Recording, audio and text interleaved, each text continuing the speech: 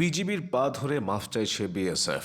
বিজিবির কাছে বিএসএফ এর এমন কাকুতি মিনতির দৃশ্য আপনি হয়তো কখনোই দেখেননি, দেখবেন কি হয়তো চিন্তাও করেননি। সম্প্রতি দুইজন বিএসএফ সদস্য আন্তর্জাতিক সীমান্ত পেরিয়ে বাংলাদেশের ভেতর ঢুকে বাংলাদেশি কৃষকদের ধরে নিয়ে যাওয়ার চেষ্টা করে। এই ঘটনা জানতে পেরেই স্থানীয় বিজিবি ক্যাম্প থেকে বিজিবি সদস্যরা দ্রুততার সঙ্গে ছুটে আসেন। দুজনকেই ধরে ফেলে বিজিবি। ঘটনার আকস্মিকতায় তারা বিজিবি সদস্যদের পা ধরে কাকুতি মিনতি শুরু করে। পরবর্তীতে ক্ষমা চাওয়ায় যথাযথ প্রক্রিয়া মেনে তাদেরকে বিএসএফ কর্তৃপক্ষের কাছে হস্তান্তর করা হয়। বিজিবির সাহসিকতা ও বুদ্ধিমত্তা নিয়ে নতুন করে কিছু বলার নেই। 2001 সালে কুড়িগ্রামের বড়াইবাড়ি ঘটনায় বিজিবি যে সাহসিকতা দেখিয়েছিল তা ইতিহাস হয়ে আছে। সে ঘটনায় বিজিবির 2 জন এবং বিএসএফ এর 16 জন সদস্য প্রাণ হারিয়েছিল। 2001 সালের 18 এপ্রিল ভোরবেলার ঘটনা। কুড়িগ্রাম জেলার বড়াইবাড়ি গ্রামের কয়েকজন বাসিন্দা তাদের ধান খেতে প্রচুর সৈন্য দেখতে পান। এই সৈন্যদের মধ্যে কয়েকজন এসে গ্রামবাসীর কাছে হিন্দি ভাষায় জানতে চান বিডিআর এর ক্যাম্প কোথায়। তখন গ্রামবাসী বুঝতে পারেন এরা ভারতের বিএসএফ এর সদস্য।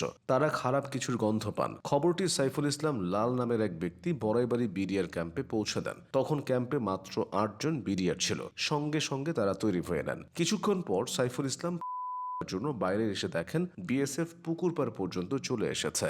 দৌড়ে ক্যাম্পের ভেতরে ঢুকে তিনি সেই খবর জানান। শুরু হয় পাল্টাপাল্টি মোকাবিলা। তখনও ভোর 5টা। রুহুল আমিন নামের এক ব্যক্তি গ্রামবাসীকে ঐক্যবদ্ধ করেন। অল্প সময়ের ভেতর তিনি 12 জন আনসার সদস্যকে জড়ো করে ফেলেন। পরে গ্রামবাসীরা বিজিবির সাথে মিলে বিএসএফ এর বিরুদ্ধে প্রতিরোধ গড়ে তোলে। ভোর 5টা থেকে সকাল 11টা পর্যন্ত পাল্টাপাল্টি জবাব চলেছিল। বিএসএফ সদস্য ছিল কয়েকশো। বড়াইবাড়ি বিডিআর ক্যাম্পের সেই 8 জন সদস্য প্রচন্ড মনোবল এবং সাহস নিয়ে প্রথম 4 ঘন্টা জবাব দিয়েছিল। এরই মধ্যে আশপাশের আরো 2টি বিডিআর ক্যাম্প থেকে আরো 20 জন সদস্য যোগ দেন। পরে বিডিআর সদর দফতরের নির্দেশনায় জামালপুর এবং ময়মনসিংহ থেকে আরো বিডিআর সদস্য পাঠানো হয়। এভাবে 18 এপ্রিল সারাদিন এবং রাত গড়িয়ে 19 এপ্রিল রাত পর্যন্ত থেমে থেমে জবাব চলতে থাকে। পরিস্থিতি শান্ত হলে 16 জন বিএসএফ সদস্যের নিথর শরীর পাওয়া যায় বাংলাদেশের সীমান্তের ভেতরে। স্থানীয় বাসিন্দা এবং তৎকালীন বিডিআর সদস্যদের দাবি ছিল সে ঘটনায় বিএসএফ এর আরো বেশি সৈন্য প্রাণ হারালেও অনেকের নিথর দেহ তারা ভারতে নিয়ে গেছে। যে 16 জনকে নিয়ে যেতে পারেনি তারা ধান খেতে পড়েছিল। কিন্তু হঠাৎ করেই এই পুরো ঘটনাটা ঘটেনি।